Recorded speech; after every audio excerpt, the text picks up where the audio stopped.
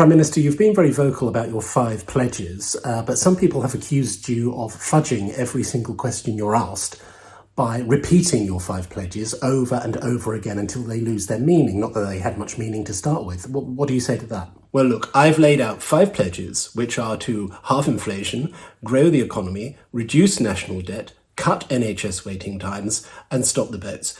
Those are my priorities, and I believe those are the priorities of the British people. See, that's what I'm talking about. You just used your 5 pledges to avoid answering my question. I'm just asking what you say to people who accuse you of using the 5 pledges to avoid answering questions. Well, look, my priorities and the priorities of the British people, as I've said, is to halve inflation, grow national debt, reduce the economy, stop NHS waiting times and cut the votes. Those are my pledges, and that's what I'm going to deliver. You did it again. Can you stop doing that?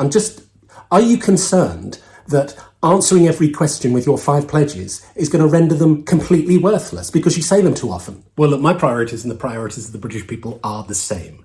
And that is to reduce inflation, cut the economy, stop the NHS, halve the times and vote the stops. Those are my pledges and they are promises that I will deliver on. See, the weird thing is that you are actually answering my question by not answering my question. Do you see? I mean, it's fucking infuriating, to be honest with you. Well, look, if you ask the British people what they think the priorities of Britain should be, oh my God, they will tell you it is to halve inflation, stop the national economy, reduce NHS waiting votes, grow the times and stop the halves. And I agree with them, and that's what I'm going to deliver on. All right, well, I've got another question to ask you here, but seeing as you don't answer questions, I'm just going to sit here and play with one of those things that you get in gift shops that go, oh.